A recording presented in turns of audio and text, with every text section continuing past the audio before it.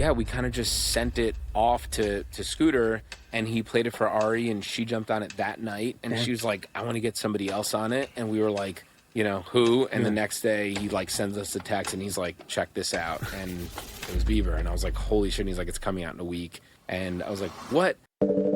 Welcome to Season 3 of Producer Points. I'm your host, Justin Gamella. Join me as we continue our deep dives and one-on-one conversations with producers, mixers, songwriters, and artists. This season, full episodes are for Producer Pal subscribers. Join the community on Patreon, where you'll get more than just full episodes. All right, let's jump in. This is Producer Points. Today on Producer Points, we're sitting down with the Grammy-nominated producer, songwriter, and fellow vocal producer who always makes me second-guess my own work. He's worked with a bunch of nobodies, including Maroon 5, Justin Bieber, Ariana Grande, the Jonas Brothers, Dua Lipa, Selena Gomez, Meghan Trainor, Sserafim, and so many more. Oh, and he also topped the Billboard Hot 100 producer chart in 2020, so I guess he shouldn't even be on the podcast. Okay, I'm so excited to dig into his process and maybe even make a new friend. Please join me in welcoming Gian Stone. Thanks for being here, man. Dude, that was so sweet. Thank you. Yeah. Also, you're a beast vocal producer. So Thank you, don't man. second guess yourself. No. Yeah, listen, I have to like pump up the guests. Totally, to no, make you I feel good. yeah. No, I mean, I always appreciate a great vocal production because, one, I hear so many that aren't. Yeah. And we were just talking about before, like making fun of, like, sorry, a couple of my listeners here who like have called me out. They're like, oh, it's a harsh cut, but it's like, I still hear it in some records, and like I don't mind it too much because like I know the average listener doesn't care, but like I care. Do you have a song that like you just like vocal production? You're just like, this is the best thing ever. Like that maybe like got you into vocal production or anything like that. Yeah, I don't know. It wasn't like I got a lot of my early vocal production work from word of mouth. Yeah. Where it was like I would work with someone and they'd be like, oh, like I love how you did my vocal. Like, can you do like the rest of my EP? Right. Kind of a thing. I was just in Korea. And I like vocal produced the shit out of these records. Sick. And I had so much fun. Like I love doing too much. Yeah. But no, there's a couple Rosie Darling records. I don't know. She's like a smaller indie artist that I do a lot of her stuff. And we go in on some of those like records. Like she's really open to like being like, cool, like let's like do a bunch of shit and like see what happens. Like make like a choir part, make a you do so much with a vocal. Yeah. It's amazing. Yeah, I'm curious if like you have the same philosophy, but my philosophy when I'm doing like pop music is that when I play the a cappella, it should build just as much as the production 100% kind of a thing. I remember early on hearing when I moved out here, my friend was like, you should check out, there's like a Katy Perry a cappella floating around. Yeah. And I heard it and it was like, I could just listen to that. It was like unbelievable. That I did the same because they were all over YouTube. Yeah, totally. So like I would literally, when I first moved out here like 10, 11 years ago and I realized I had like a knack for vocal production, I started like, I call it studying. I was studying all of those like Max Martin vocal productions.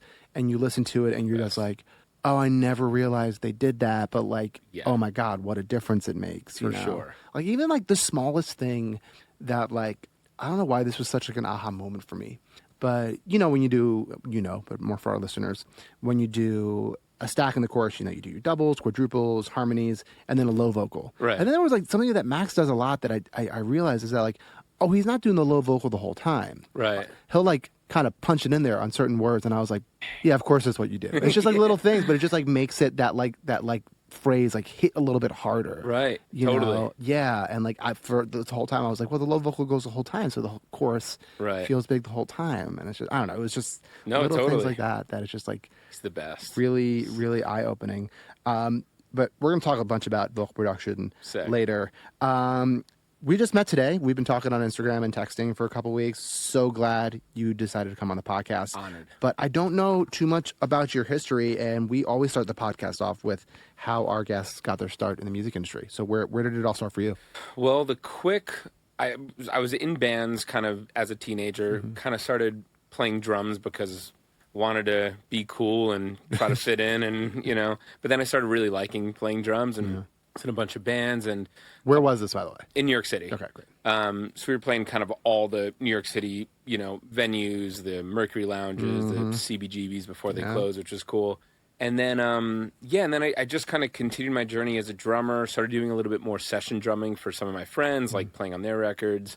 And then I was in this band called Viva Mayday. It was like pretty politically charged, aggressive, loud, fast music. It was fun. And we just didn't have any money. So I was like, the only way we're going to really record is like to try to buy a little preamp. So we bought an ART preamp and like a SM57, I think. And we would record drums at my friend Ben's studio, who's like one of my early mentors. And then we just do everything else at home. And that's kind of how I started making music and producing. And then when you say console, like were you like doing it like to, I mean, maybe not tape, but like was it just like on the digital thing of that, or was it in Pro Tools or something? We actually, our first thing, we had like one of those Tascam like all-in-one box things, and then I got like little M-Box Digidesign and started doing it like that. And then my friend Ben, who's still one of my best friends in the world, he was opening a studio in Brooklyn, and he was like, dude, I have like this tiny little producer suite, would you want to take over? And I was like, yeah, that sounds sick. And so I took over that, and I was working at a moving company at the time, and I would leave the moving company and just record anybody who wanted to record, basically. Yeah, of course. I was on Craigslist, doing that whole thing. And I'd be like literally in sessions like, dude, how do I EQ a guitar? Like, what do I do? And so I started doing that, and then that kind of just progressed, and I started like writing songs and, still doing session work, but like doing more production and whatever. And then as I started doing more writing, we started doing more like sync stuff, just like writing for music libraries, and started getting some placements with that. And I fell in love with pop music and wanting to write like that. And then I would just kind of send emails to people out here and DMs like, dude, I'm coming to, I booked 2 trips on my own just out here. Like, hey, I'm here. Who wants to write songs? And everybody's like, oh, I'm busy. I'm like, why are you so busy? Like, we're just writing songs, man. Like, come on. Not realizing we all work our asses off. And one of the people that responded like every time was producer Jason Evigan. And for years, I was just sending him stuff, and he was giving me feedback, and he was so sweet. And then how did you meet Jason? Through DM. Oh wow, you just hit him up. I was just hitting him up, sending him my stuff. Yeah. And he was always so like, dude, like, this is awesome. You're great, but like, keep working. But he was really encouraging and really honest. And then I was out here my second trip, and I was like, dude, I would love to meet for a coffee, just like get a hang in. Yeah. And I went to his house, and he was like, play me what you're working on. And I like kind of like tried to copy one of his productions, but like didn't tell him. He was kind of giving me the look like, I know what you did. I see what you did there. Yeah. And he was kind of just like, dude, like, stuff is sounding better and better. But one thing I really like is like your engineering chops and your vocal chops. Would you want to work with me for like a couple weeks out here? And I was like, I would love to. So I went back to New York, told my moving company I need like 2 weeks. Yeah. Flew back to LA. And after like 3 days, he was like, we need to do this all the time. Yeah. So I went back, told my moving company I'm out, moved to LA, and we worked together for, years. And that was kind of how I got into this crazy world that we're in. Fucking amazing. Yeah, it was fun. I didn't like, and I always ask like how, because it's our listeners and myself included. Everyone's just like, how did you do this? And it's like a lot of honestly just like I took shots and like luck. Totally. And like, but you also have to have the talent behind that. And if you put all those 3 things together of talent, luck, and initiative, it's like, yeah, you can do the thing. Totally. But you just have to like be able. I mean, this is a very high risk taking business. Yes. And like maybe the most risk taking business, if I have to be very honest. Like maybe acting is a close second. Right. But doing things like that and putting yourself out there, I've said it a bunch on the podcast where it's like people send me messages and I don't always have like, I don't always respond, but I am reading most of them. And if like you send me music, like I'm 99 times out of 100, unless I just forget to click it, I'm clicking and listening to it. And if I think it's dope, like I don't know any creative who like doesn't hear something dope and isn't like, hey, we should work. Yeah, totally. Yeah, 100%. It's like I need to get better at responding, because it's also like it is so hard, because it's like I don't have enough time with my wife and my friends. No, but it's.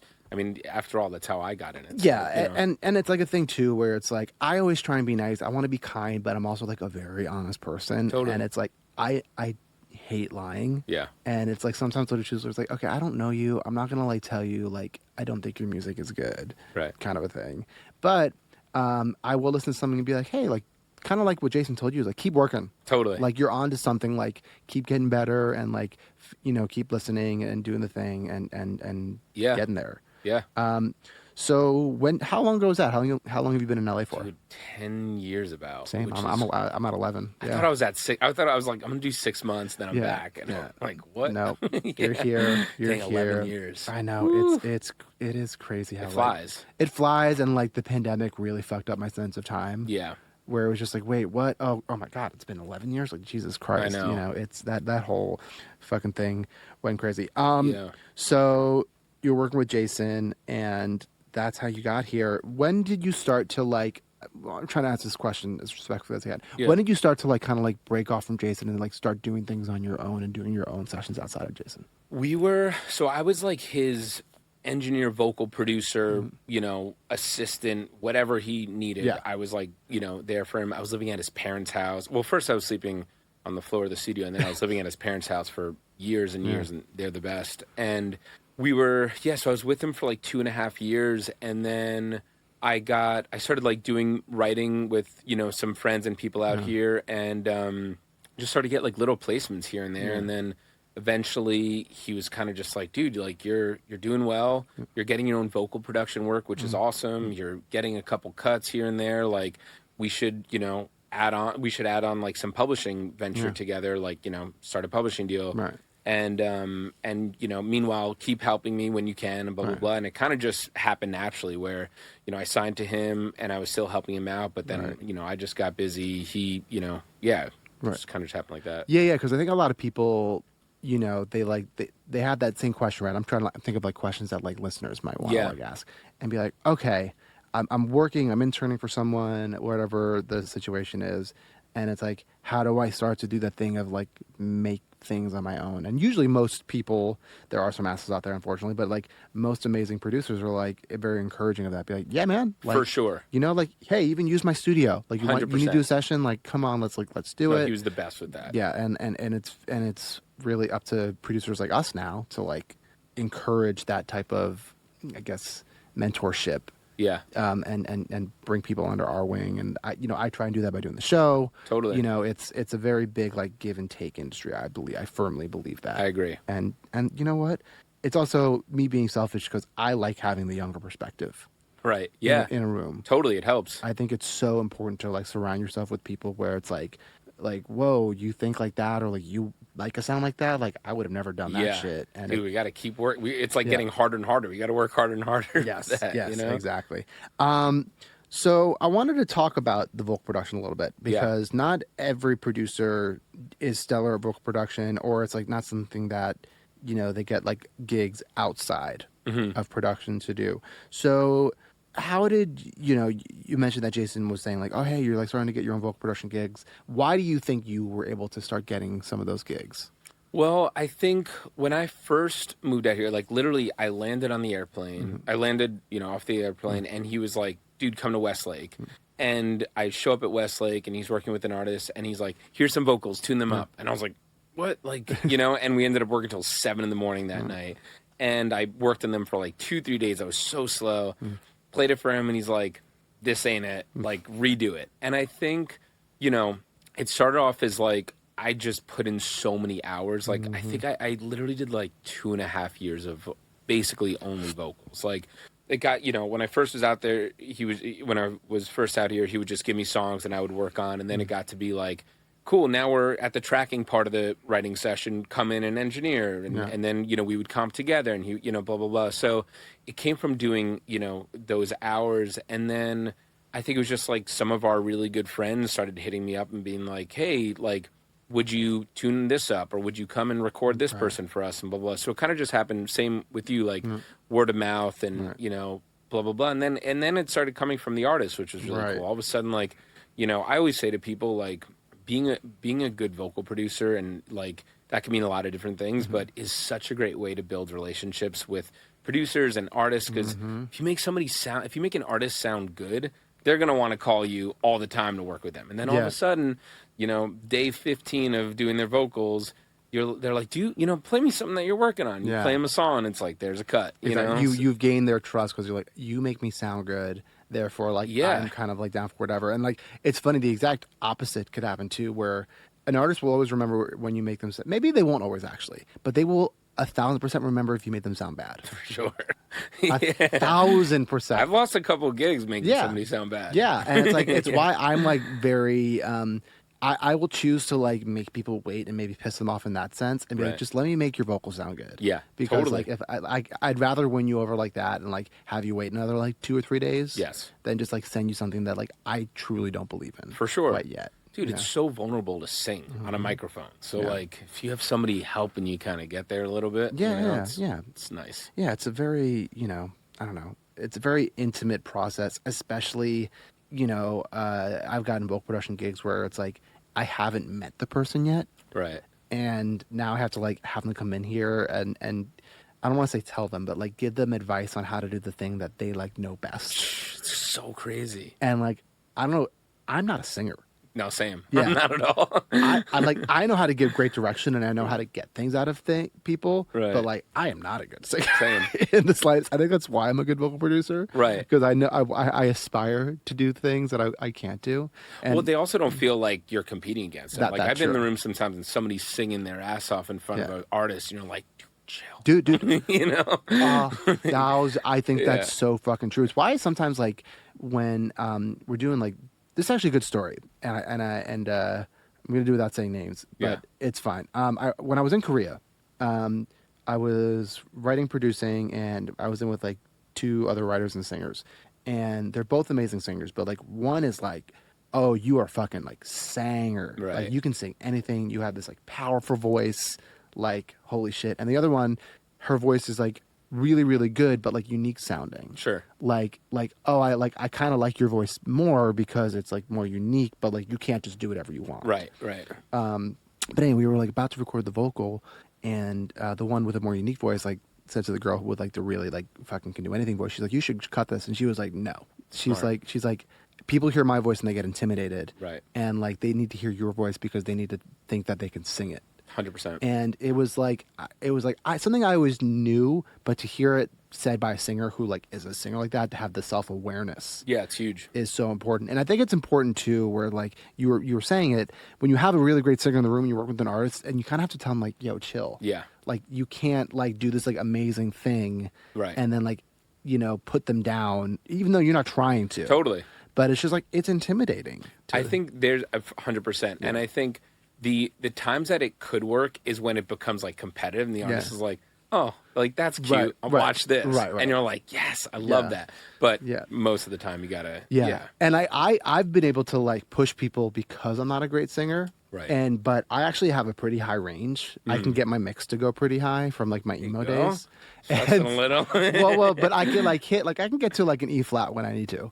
Dang. But I'll sometimes like I can push them like that. Be like, look, I hit that D. Right. So like you're a girl and like, you can hit that. You can hit that, and then they like do it. They're like, oh fuck. I'm like, see. There you go. So like my bad voice has like kind of helped. That's me cool. Sometimes. I like that. Yeah, I can like be like, come on, do it.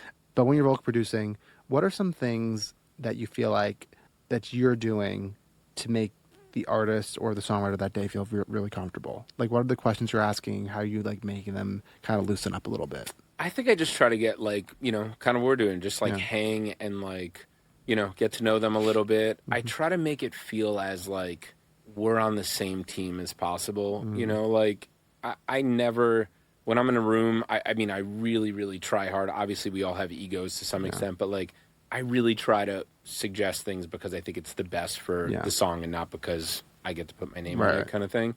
So I think I really try to convey that in any way possible.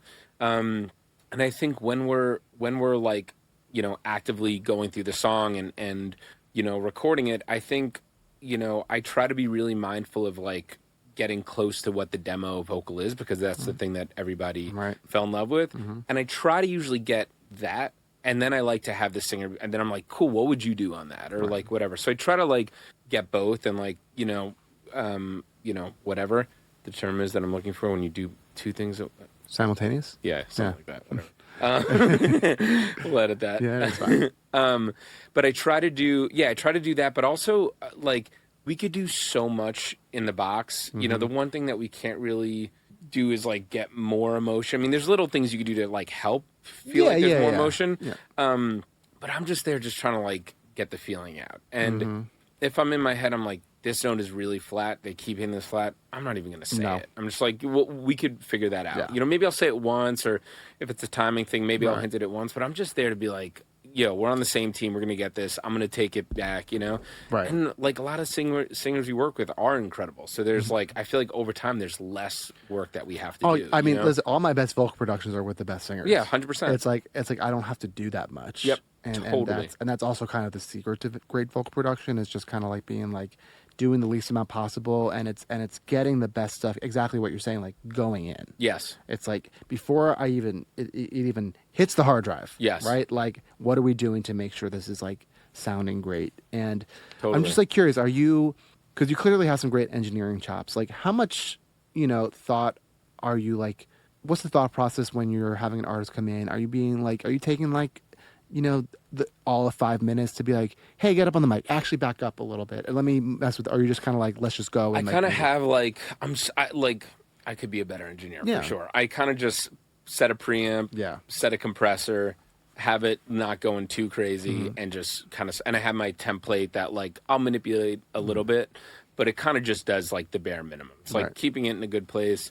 And then, yeah, like, as we're going, I may say, work the mic on this line a little bit, whatever. But I try to really have the technical stuff, like, them not think about it. Same, Like, yeah. and, once I'm like, this is in the ballpark, I'm like, let's rock. Yeah.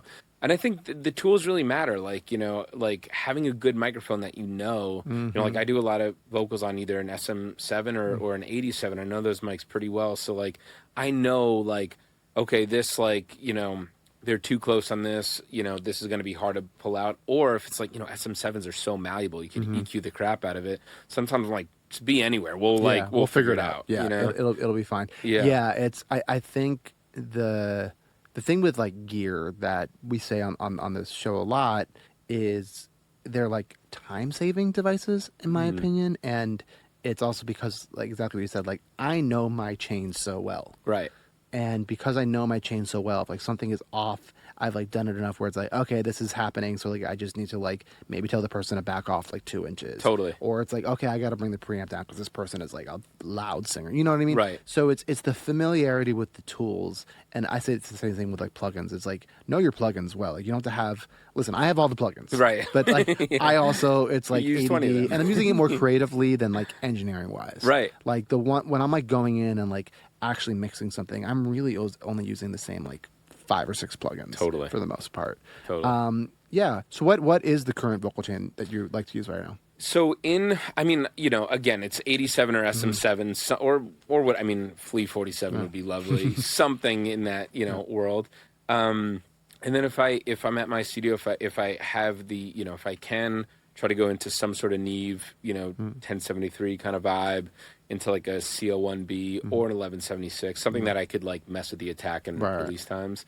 And then I'm kind of going in. Usually there's like a little bit of auto tune, maybe not, depends on the singer.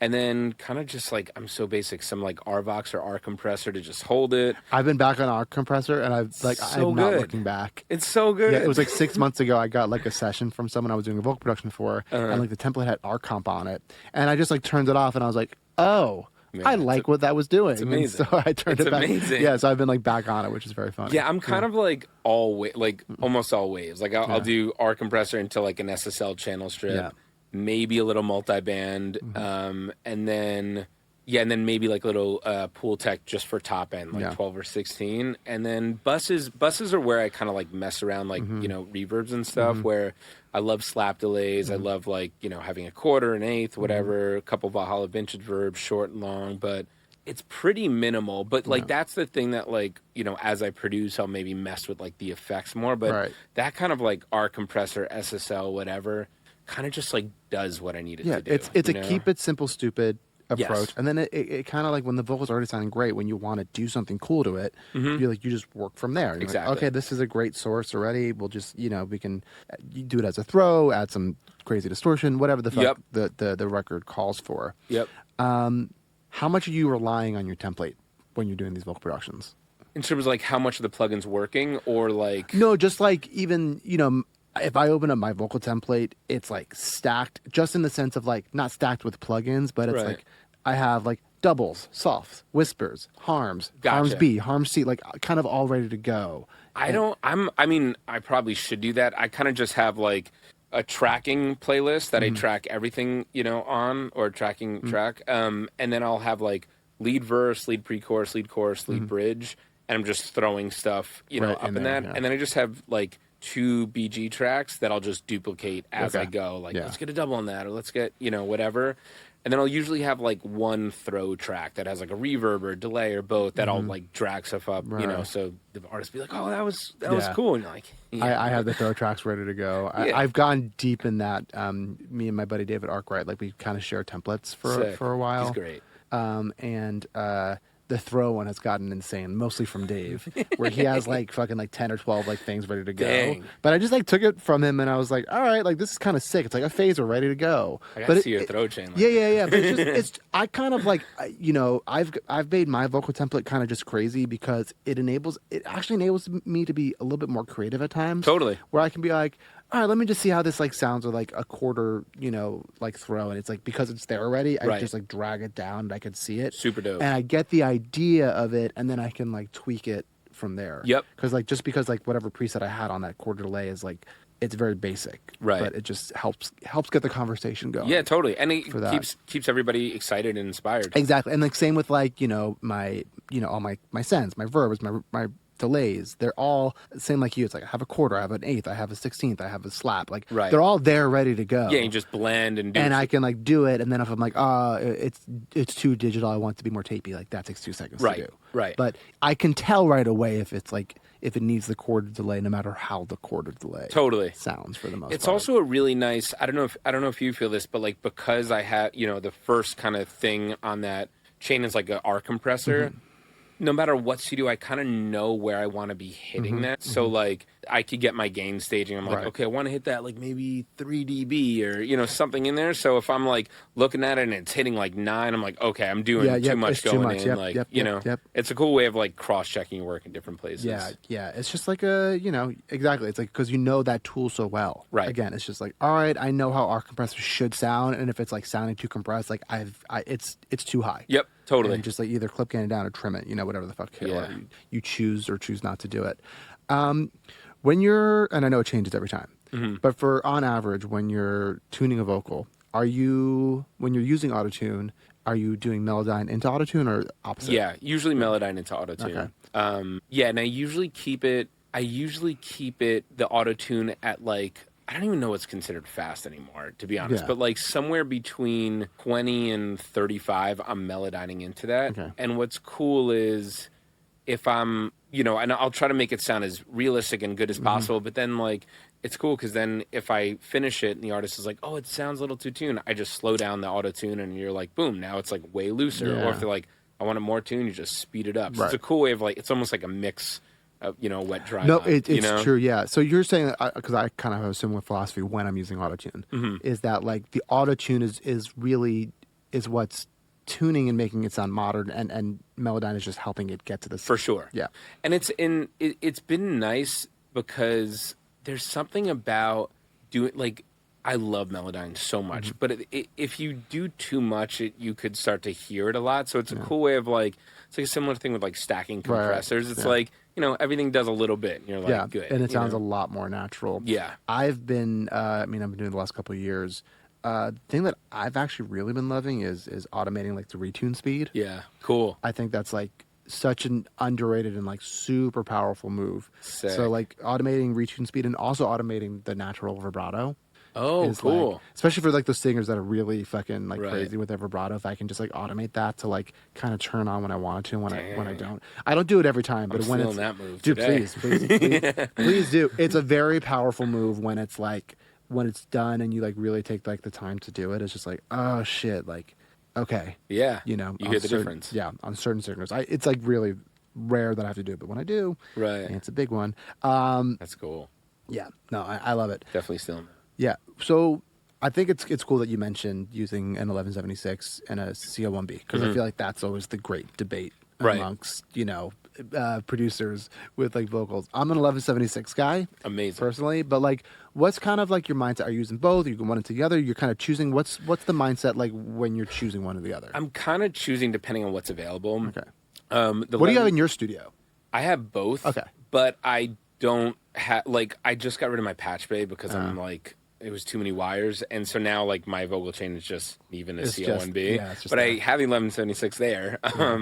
But the 1176, you know, it adds that saturation, which I love. But sometimes it's a little bit too aggressive. Yeah. So I like the CL1B because it's kind of more transparent. Right. And sometimes, like, printing it back through later, you could actually, like, hit it harder and get more out of it. But, yeah, I'm kind of just, like, Neve in a CO1B hitting. Right. You know, I like the needle move, like, maybe, you know, 3 dB, 4 dB going in. Like, you know, they're so... Yeah, you could hit those things pretty hard. Oh, yeah. you No, know? they're so... It's funny. It's like, because it's the transparency of why I don't like go to it. Totally. You want to like, get a little bit more out of it. Right. I like the 1176. I'm like, oh, it's aggressive. And like, I Yeah. like an aggressive. It's so you know, good, the you know, 1176. kind of thing. And like, if I had all the money in the world, I would have a CL1B. Just Right. because, like, well, you know, those times when I want it, I'll have it. Totally. But yeah, yeah, I respect it, man. Yeah, no, because like for me, it's like the plug-in 1176 is great. I actually love the CLE 76. Dude, that's the one that I use. It's so great, good. but it doesn't do. I have the Audioscape version, which I cool. I stan the Audioscape shit. I don't know their stuff, really. Dude. They're like, and I'll cut this out. Like, not everything they make is amazing, Right.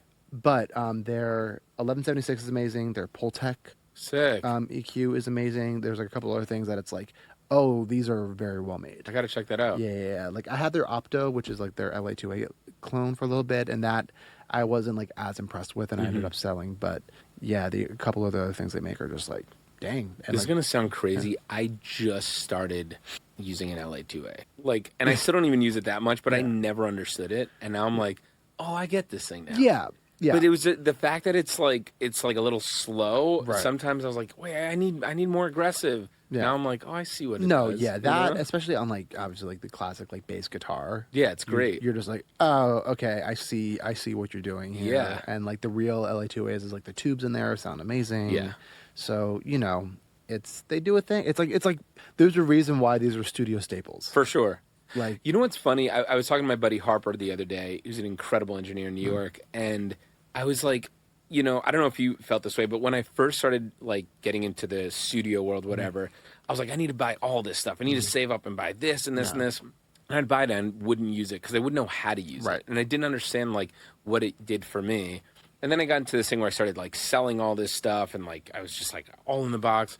And now I'm like trying to learn why Right. an LA2A is great, you know, and like figure out what that is and how it works for me. And Yeah. like, you know, I have friends that only use LA2A, and I'm like, you're nuts. But like when I hear their stuff, I'm like, oh my god, it sounds amazing. sounds It's just amazing, like yeah. we all have to use our tools how yeah. you know the way we want. Well, to. it's tools, and then it's like our tastes. Yeah, exactly. Like exactly. I've just learned like I like kind of an aggressive, maybe slightly overcompressed vocal. That's like what gets me excited. Yeah. And so, and it's gotten me work. I So, love you that. know what I mean? So it's like, And you don't have to do as much in box at that point. right, exactly. But so it's like kind of nice where it's like, I'll compress it, like not crazy hard. Like, you know, when someone's singing soft, it's not doing that much. But when they start to push, like I don't mind it hitting the 20, Right. minus 20 Hell yeah. on there. Cause I'm like, it's doing a thing. You're singing aggressively, and I don't mind the compressor hitting Right. aggressively. Real compressors too. You could hit harder than Oh, plug-in right, yeah. for sure. Yeah. You start to hear like, you know, in the CLA 76, the UAD one, it's like it hits the 20. And you're like, oh, okay. Yeah, it's you closing are- in a little bit. Yeah, Yeah. on this one, it's just like, oh, it just sounds cooler. Yeah. You know,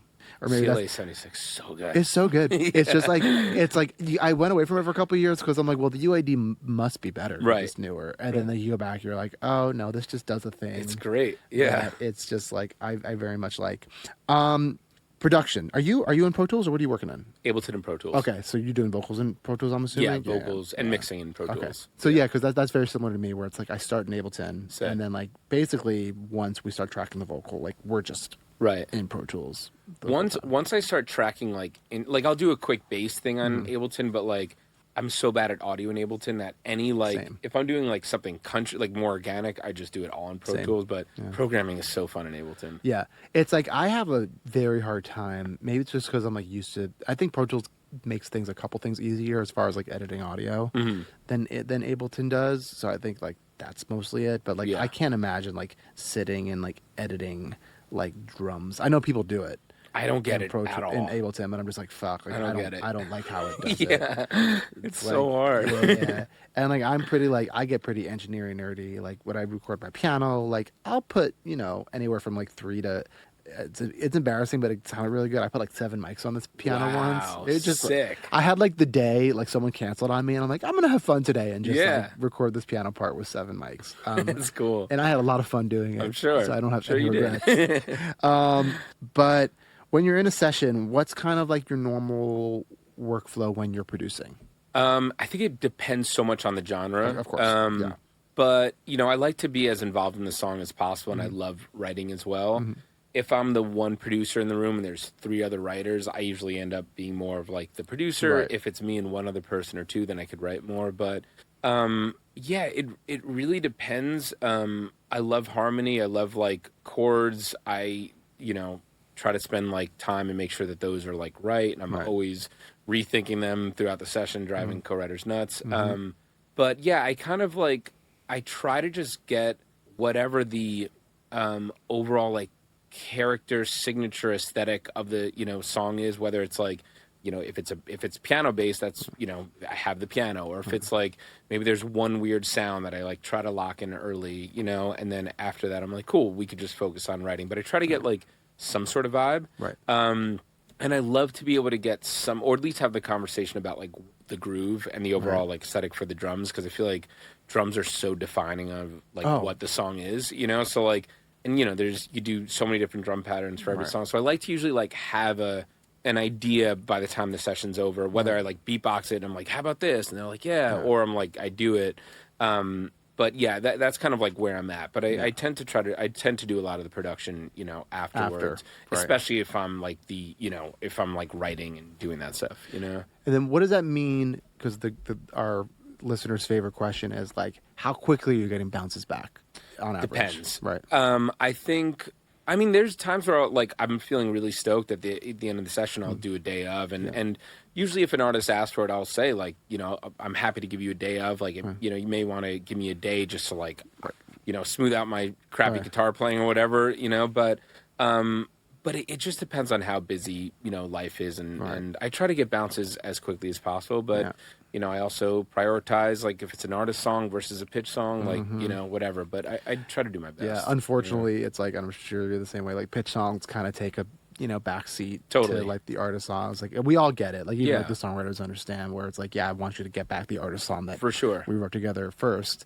There are those times, though, like we were talking about before we started, but, like, there are those times where you write a pitch song you're so hyped about, and that night you go home, you have dinner with, you know, your wife, and then you're like, I need to go back and finish this tonight, you know, and that happens. Dude, I mean, I like, we were talking about, like, I was, you know, I just came back from my Korea trip, and, like, I haven't worked like how I worked there in such a long time, and I loved it. Where I was like 12 hours a day, and we were getting like bounces that, like, when I just had my meeting with my publishers last week and played them all, they're like, you did all these in one day? And I was like, yeah, I'm stoked. Hell yeah. I'm like, Congrats. but it was just like, you know, I sometimes forget that I can work that fast, right? Because I don't always have to, and then it's like, I rightfully and I'm happy that I put my family first, where I'm like, okay, no, I'm gonna like stop and like do this. But just being able to like do it again and be like, oh yeah, kind of like sometimes like under pressure and like making those quick decisions like are really good decisions. Yeah, for sure. And you're just like kind of like doing the thing, and you know, in those type of like sessions, I think especially for K-pop, I lean so heavily on my template and my mix bus. And it's like, it's kind of the only way, right? I think, in that world. Totally. When I work with artists, I don't lean on it as much. But the fact that I can like be like, okay, I have my template, I have my instrument bus, I have my vocal bus, I have my drum bus. I can just like turn on these few things, right? And then turn on these few things, my mix bus, and it's like, okay, this sounds like a record for sure. You know, and it actually kind of helps me, like, funny enough, like keep the production more minimal. Yeah, totally. Because like I'm hearing it kind of finish, and I'm like, oh, I don't need to add anything else. For sure. Like it's there. Similar thing with vocals. It's like if you could really go in and have fun with the vocals and add your harmonies, and you know, you don't have to do as much with other stuff. Dude, it was so funny. So like in one of the sessions there that you mentioned that, I think a lot of the K-pop writers there are used to like producers where it's like the track is done. Right. And like, I'm not a track first guy. Right. I very rarely like have that. But I was like, you know, we were doing the track and it was just like, I put down like a Juno, I put down like some drums and a bass, and I was like, cool, let's write over this. And they were like, are you It's sure? not done. Right? Yeah. But then I was like, I had to keep telling them, like, guys, trust me. Because Right. I was like, I have a vision for these vocals, and like, if you just like sit with me for 4 hours, Yeah. like you're gonna see it. And then we added all these vocals, and then they heard it, and they were like, I see what you've done. There you And I go. was like, yes, I know it doesn't sound good right now, but like, trust me, like, I just have to like do a couple things, make Yeah. the vocals sound huge, and then like your track doesn't have to be crazy, Right. you know. It's so, I mean, trust is such an important thing. Yeah. And like, none of us have the answers. We're all No. trying to figure it out. Yeah. But it's important to let everybody like chase their thing. Yeah. And if you hear something, it's like, yeah, you should fucking go Yeah, there. you right. It's know? like let me like explore this, and I say it all the time in sessions. Like, we'll know right away if when I hit play, For sure. if it's not good, For sure. and it's usually pretty universal. Where it's like, that was the wrong thing. Totally. To do. I've gotten into more like, for lack of a better term, debates about the idea of something versus like the execution of it. And then we hear it, and then it's like, oh, okay, like that, Yeah. wasn't good. Especially if you're all honest, you're like, you know what? I know I was going hard on this idea for an hour. Sucks. Yeah, It's like, that's It's like, cool. It wasn't right. Yeah. And it's like that's fine, and then we move on with our lives For sure. and it's perfectly fine. Another nerdy question: How much do you care when you're making, you know, like demo bounces about like loudness and LUFs? I mean, I'm aware of it. You know, I try to like, I don't want to send something that's minus 15, Right. like, you know, because that's going to be rough. I really care about like the mixes and stuff. So I think naturally I'm like trying to get it loud without even thinking about it. But yeah, like I try to get to like, you know, minus 7.5, minus 9 for rough. Like, you know, I may get it louder as time goes on, but I like it to be, you know, somewhat loud and impactful. Yeah. Yeah, I think it's important just because, like, you know, louder things, it's just like scientific Yeah, totally. that we like it more. Louder's better. Yeah. Yeah. What are some things that you feel like you're doing to ensure that you can get to that loudness, like in a quick way, in a clean way? One of the things similar to the vocal thing, like the gain staging thing, like when I'm in kind of, you know, I mean, in a session, I'm sure you're the same. We're just like throwing stuff at the wall and things are named all crazy and, you know, tracks are all over the place. But once I could like take a second and refine that, I set up a bunch of buses. So I have like a bass bus, a drum bus, a guitar bus, a synth bus, whatever. And then all those will kind of go to an all instruments bus. And I'll do a similar thing for vocals where there's like a lead vocal bus, ad-lib bus, double bus, whatever that goes to like all vocals. Right. So then I kind of have just like 2 faders that then go to the master. And the one I produce with like 2 things on my master bus, an L2, like the Waves L2, shout out Waves, a lot of waves here, and then like an SSL G bus compressor. And I kind of just like will check those, and if I'm like, you know, if I'm not hitting the SSL the way I want to, I could just kind of pull up those 2 faders a little bit, or you know, pull them down or whatever. But that's kind of like my way of checking like my gain staging, just being like, I have these 2 things on there.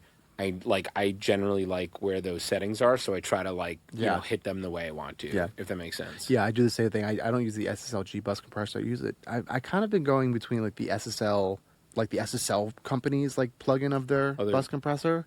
I only know their EQs, and they're so good. Yeah, Like, they're the SSL great. EQs are great. And I've been using what is it, like the Townhouse one? That's like basically like a I don't know VCA. it. It's like a plugin alliance plugin. It's just Cool. it's a very similar kind of thing.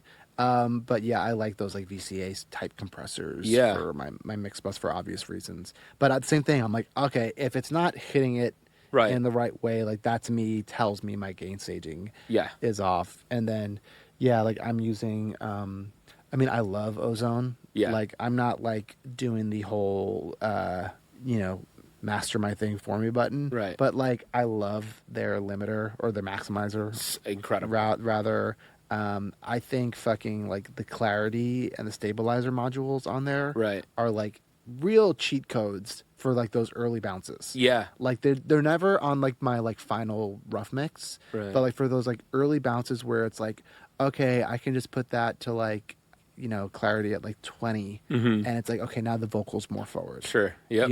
It's just kind of like my way to like, okay, I want to move quickly. I want to eat dinner with my kids. Right. It's also a nice way when Yeah. you're in another studio and you don't really know the room to kind of like cross-checking your work and like, Dude, my best friend on this trip, because I was in a different room every day on different speakers, different microphone, different whatever, it was Isotope's tonal balance control. I don't know if you know that one. Dude, it's purely visual. Cool. But it shows you kind of what's happening. It's showing you the curve. And like, I know that thing really well, where it's like, I know how my curve should look. Right. And so I can look at it. It's also really cool because you can like give it other records that you love and like see their curves. Oh, wow. So it's actually like when people are like, hey, I really love this record, I can like quickly reference it just like by that. That's sick. But dang, I gotta check that out. Dude, it's just like, it's a very simple, completely visual plugin that like I lean on when I'm not in my studio. Cool. It was like a lifesaver. And we need ways of cross-checking our work. And I truly think it's like why those bounces in Korea like sounded good, right? Because I had that, because I had no idea. I was like, I think this is good, right? Like I don't know if this is too much bass or not. Yeah, and it's hard to like play a random song and you're like, oh, I'm just listening to see what the EQ curve is. It's like, it's nice to be able to have that visual. No, the visual thing is fucking really awesome. Highly recommend that. Yeah, I'm gonna check it out. Yeah, it's really. So far, I got 2 tips from you. I'm doing there you go. Today. Hey, we go back and forth. 5. Okay, so I want to move on to our. I lied. So this season we're doing a recurring question from a past guest. Do you know Cambo? No. Producer, writer, incredible. Okay. But he was on last season, and he hit me up before the season started, and he was like, "Hey, I would love for you to ask this question of people." And I was like, "All right, that's a great question."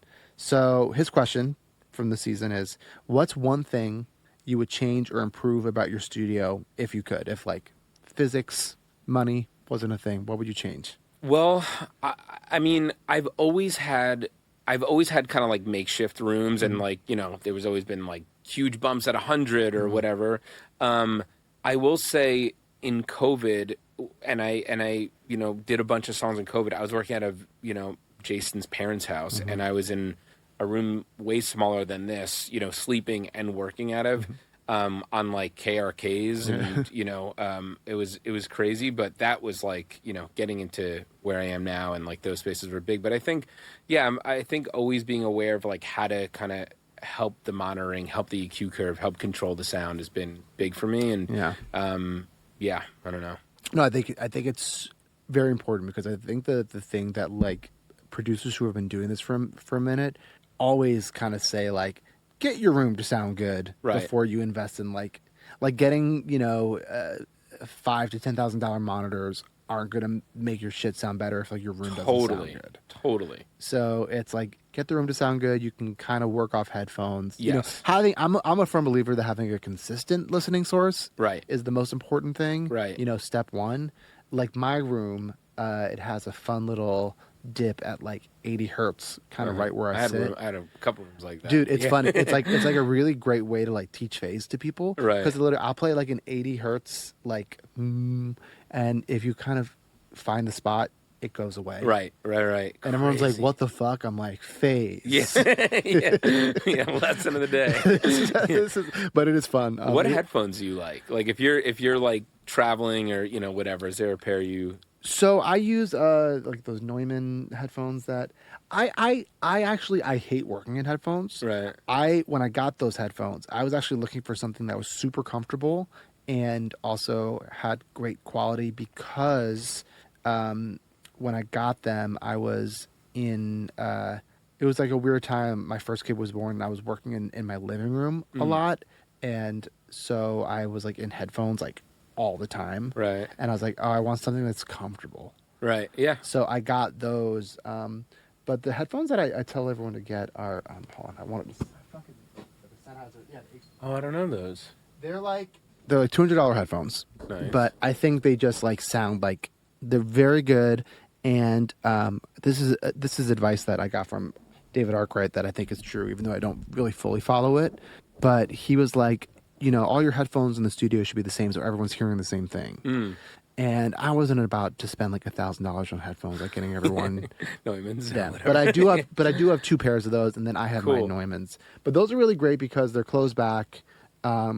like they don't pick when the singers wear them. Like that mic picks up nothing great. unless they're taking off a headphone. That's great. But I like those because it's like, you know, people are working within budgets, like multi-purpose.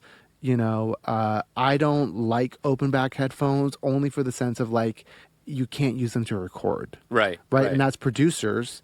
I'm recording acoustic guitars. Yeah. I'm recording pianos. I can't have open back headphones. Totally. So, you know, again, I feel like money's not a thing, different things. Right. But, you know, I like to find the thing between like comfort, the thing that like gets you going. Right. What about you? What headphones do you like? I've been on these headphones that are long gone at this point, which sucks, but they're these PSB M4U ones. And like Jason put me on them. The Monsters were using them. Serban was using them. It was like this little like cheat code headphones. And they just don't make them anymore. And like mine are like all the foam is like off. They're broken in 3 places, but I'm like holding on for dear life. Yeah. But I know the day is coming where I need you to have to like figure out the move next up. pair. I know. Yeah, headphones to me, it's like I'm really only in headphones when I'm like recording because I hate working in headphones. Yeah, I know some it's people rough. love it. So like to me, like I purely went for like comfort Right. over.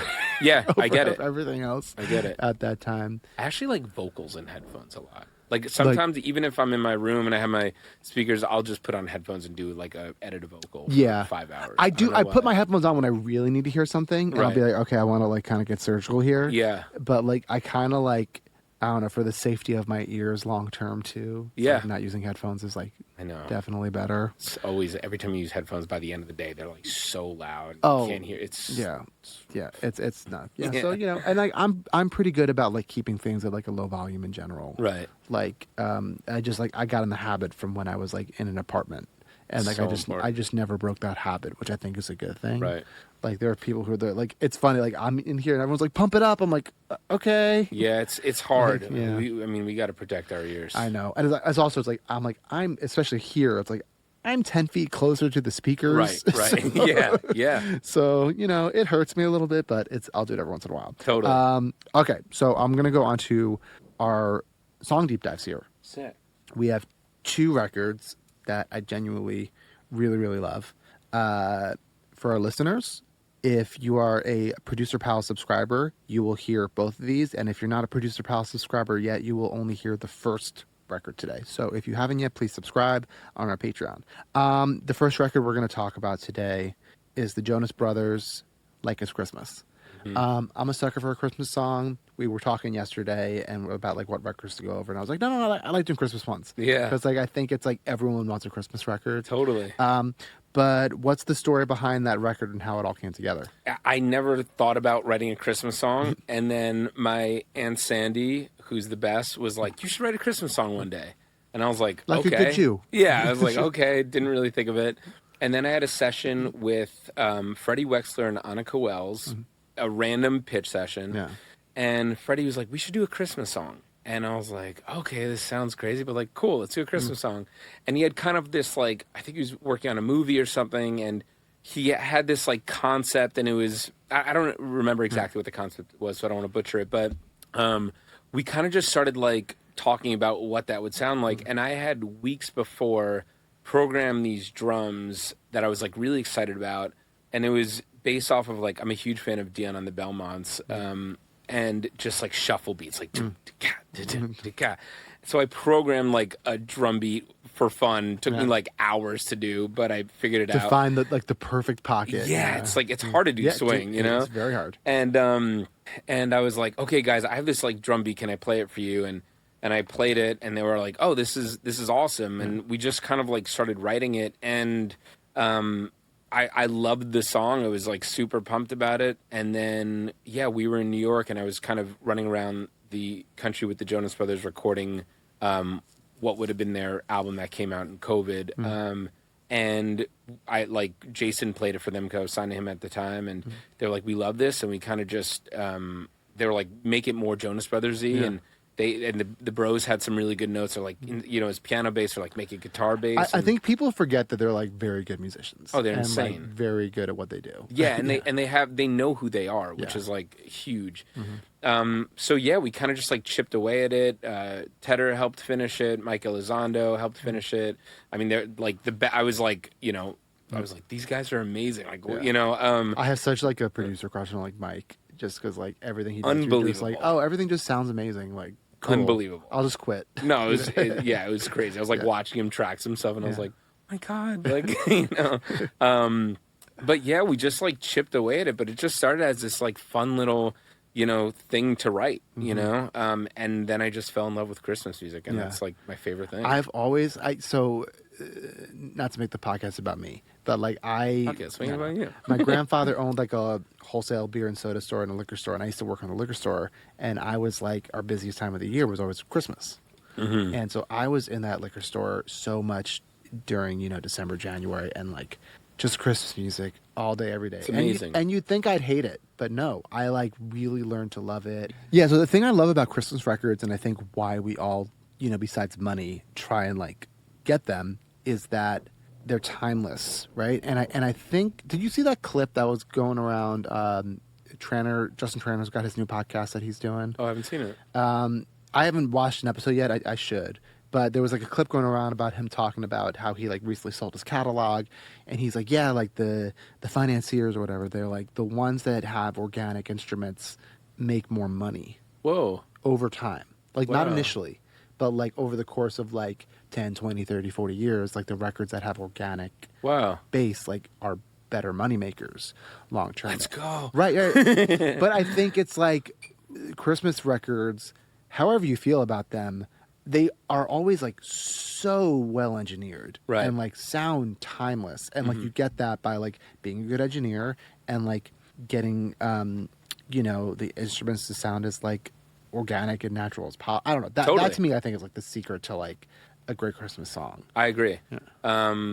And then I wrote up a string arrangement that Jerry Hay, who's an incredible, not string arrangement, sorry, did a horn arrangement that Jerry Hay got his guys to play on and made it so much better. So it's pretty, pretty almost like besides the drums, it's pretty, organic. Yeah. And I think that that's something that like, to kind of what you're saying, like I love timeless Christmas music and it makes me feel so much joy, which is also why it's fun to make that stuff because you're like, I'm not trying to be cool necessarily. I'm just trying to get the emotion out of like, it's Christmas. And so it's fun to like use those things, and you can mess with like I feel like I could stretch more harmonically on Christmas music, which is cool. So it's just fun to like go into that mindset for a few weeks a year, and like I have a goal, and sometimes it's really hard to convince people to do it, but like I'm trying to write like anywhere from like 3 to 10 Christmas songs a year if I could. Yeah, I don't get to because like so many people are just like I don't really want to. I feel like people are warming up to it a little bit. They are because again I think they see like the potential like financial. If like you end up writing a Christmas song that gets played every year, it's just like I don't know. That seems pretty good to me. Right. But like I don't know. I kind of view it like K-pop, where it's like I can just kind of like be a little bit more carefree. Yeah. Especially lyrically, and just be like, all right, like whatever. Like we'll write a song about like. Getting around the Christmas tree and like being corny. Exactly. And like I love that. And if it doesn't get placed this year, it could get placed next year or the year after. Like it's timeless. Always for sure. Anyway, you mentioned the horn arrangement. Yeah. For producers who may not know who like haven't been horn string arrangements, what's that process like? Are you just like doing it in MIDI and then just like are you like writing out the music? What's process? Usually I'm working with somebody, or trying to work with somebody who's amazing like Jerry Hay. Where I'll do the MIDI. I'll just kind of program it by MIDI. I read this book years ago by Nelson Riddle, who's like one of the greatest arrangers of all time, and so I got like a very basic understanding of like registers of different things and blah blah blah. So with that in mind, I mean I'm not good at all, but I do my best, and I'm just doing MIDI and. I'll think about how many parts that I kind of want. And then, I gave like Jerry Hay took it and he was like, okay, I get what you're trying to do. Like move this here. Let's add this here. Like, turns it into what it is and builds upon it. Yeah. But I'm not like, I can't do sheet music. Never. It's like, I technically can, but like I have no interest MIDI in doing works. It. It's like, it's like MIDI, or it's like I'm at like maybe it's a little bit of a dick move for me where I'm like, if I'm giving you the separated parts, like you as a professional for sure be able there's to, that like, too, because like I can do that, right? You know what I mean? And it's like if someone's paying you, it's like just figure it out. I had like only one instance where someone was like, can you send me the sheet music? And I was just like, no. Gotta hire a transcriber for that. It's like I don't have the time. I'm like not fast enough to like I don't feel like taking 5 hours to write out the sheet music. Totally. Like, I'm very sorry. I will say, now that I think about it, there are the MIDI horns that we did for that song, and I think there was a little bit of MIDI strings I kept in there. And Yeah, you have to. Because it just adds like a little bit of, I think it does. Every time I've done that, it's like I take out like the fake strings that I'm like, whether it's demoitis or not, Right. I'm like, it's missing a little something. We've lost something. I've produced around that, like whatever register it's hitting, right. It's like there. But yeah, that process, like, I haven't done too many horns, but I do strings all the time. And it's like, the guy I use a lot, who I love, producers, you guys should check him out, but he's having a great year. Daniel Che. I don't know. Dude, he's amazing. Sick. Yeah. But just kind of like, I'm able to do two things, like both ways with him, where I can just be like, hey man, I haven't thought of anything. You just fucking rip. Right. Or a lot of times I'm like, hey, here's what I did. Like, take it and like build upon it. And That's like awesome. Every single time, like this dude, he's also an amazing engineer. Right. So he's able to like record himself, and he has like great gear. And he just like sends it back, and was like, sick. I just have to plop it in. I don't have to do love anything. that. It's just like, I love that. Make my life easy. Please. That I feel like, and this is a quick tangent I'll go down, but when hiring, people to play on records or whatever, like every song I would say 90% of my releases, I always try to bring a friend from back home on it. It just means a lot. And one of the things that I'm always working on with them and other people is like, you want to send it where it's kind of like done. Yeah. Like you want to like go in on the tones, like do your thing, because it makes my life easier and it helps sell it to, the other people. So, that is a big thing. Like if you're, playing on something, like getting the engineering dialed is really awesome. Yeah. Yeah. It's funny because I've had like people ask me like this question when like they work with other musicians. They're like, yeah, so you get everything dry? I'm like, I mean, like if they'll send it to me, sure. Right. But like, I'd rather it just be done. Totally. Yeah. Like I like to have it like just in case. Right. But like, I'm not going to use it for the most part. Totally. So it's like, like do your thing. Like, especially like a lot of these guys are like playing into like those effects. Right. Like these like lap steel guys or, guitar. Right. It's like, just you don't want a lap steel dry. No. It sounds like I need shit. the sauce. Yeah. We're pausing here on the free feed, but the conversation keeps going on our Patreon. Become a Producer Pal subscriber, and you'll get the full episode, plus everything else we've got going on over there. The more Producer Pals we get, the more content we can create for our subscribers. You can find the link in the show notes. All right, back to finish the rest of the episode. Okay, last thing before we wrap up, because I've taken up too much of your time. No, what's one piece of advice that you wish you could give your younger self that maybe it's advice you give now or advice that you got eventually from someone else? Oof. Can I give two? Please. I think one of them is it really is the journey and the path that you have to try to find the enjoyment in, because the bar keeps on moving, as I'm sure it's like all of a sudden, like I remember I came out here, I was like, I just want to engineer on like a major label release one day. Then all of a sudden you're like, I want to vocal produce one, then I want to write one, and and I think you just have to like stay the course, head down, try to enjoy the process, try to make friends in the process, and do all that. Like, just trust that it's going to go okay. As long as you're working hard. I think hard work is like everything, and being kind is everything. And then I think that the second part of that is try to also live life. And I think that like we all fall to the 14-hour, 16, 18-hour workday, which we have to do sometimes. Yeah. And it is what it is. But I think it's really important. Like, I get so filled up when I have a night and I just hang with my wife, or when I go back to New York and see my mom. It's like we have to make sure we plan. Sometimes we have to plan those things. Yes. Like put in the schedule. Like this is what I'm doing. And the don't book Justin lives in my calendar. Dude, it's so important, man. Good for you. Yeah. We have to do that shit because it makes the work way more doable. And I mean, there's been times where I haven't listened to that, and I've known that, but I haven't like take that advice, and I drive home and I just start crying, and I'm just like, I'm spent and I feel empty, and you gotta live life too. And it's also like, to build on that, it's like, because exactly what you're saying, like listening to your body and your mind, because there are times personally where like I can do multiple 12-hour days in a row, and feel energized and feel great. But like there are times when like maybe it's like I had a bad session, and I'm like, I need to not work tomorrow because that bummed me out. You know? so much. So it's And not you're even allowed to take the day off. Like sometimes we feel guilty about it, but like we shouldn't. I mean, my session today was like it was a reschedule from last week because belated Chag Sameach here, but like it was Passover, and I was like, you know what? I kind of want to take the day to like prep for Passover and like pick my daughter up from school early, and like she's gonna help me cook. I love that. And I'm so glad I did that. And probably made your music better the next day. Yeah, whenever you yeah, exactly. No, I mean, I just like I felt so refreshed and like I have to thank the artist who's going to come today and like for like letting me do that with my daughter. That's really cool. Yeah, so it's important. Yeah. This business is because it's all of our like we're so fucking lucky to have our passion be our job, but like it does become a job, and we have to like make sure we have time for life. But this is like also the thing that like I tell people that our job is all consuming, but it also doesn't have to be. Right.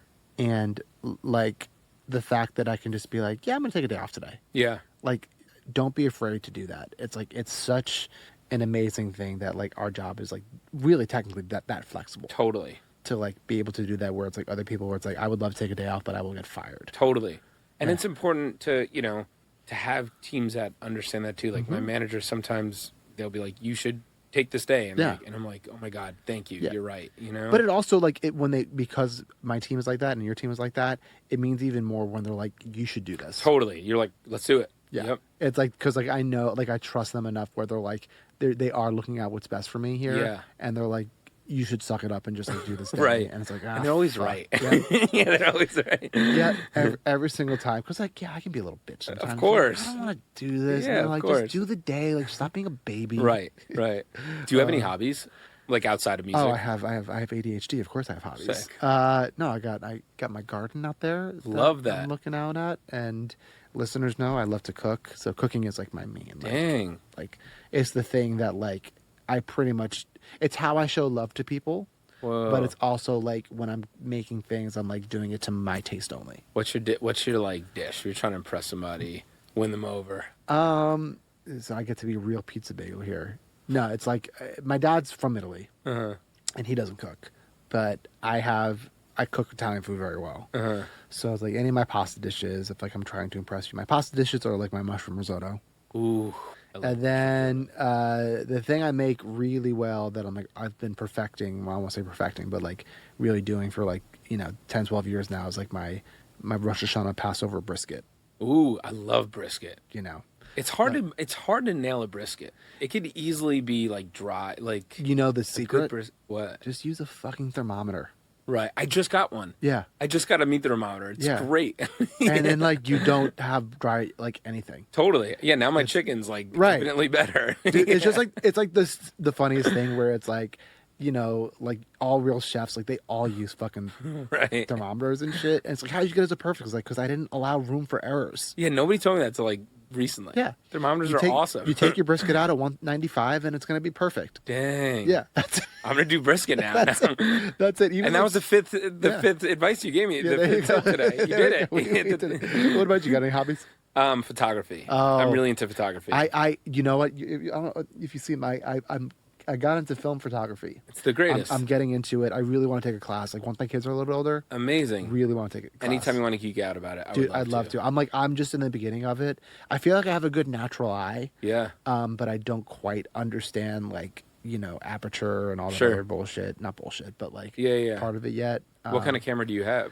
I got a couple like cheap SLRs. Great. I have like the what's the company? I haven't spent more than $100 on a film camera. You don't need to for a good film SLR. And then I got a couple like random. I like scour like eBay and Goodwill, and I'll find like $20 like point and shoots. Sick. Where they're like it might work, right? And I'm like I'll take that risk for $20. Yeah. And I have like a Nikon like One Touch that like takes like really fun pictures and shit. Photography is amazing. Yeah, I really love it. It's an age thing, and maybe you feel this as well with being a dad, but like. Memories are so fleeting. Oh yeah. And like there's something about the phone that I never really go back and look at photos. I don't enjoy it really to look at them.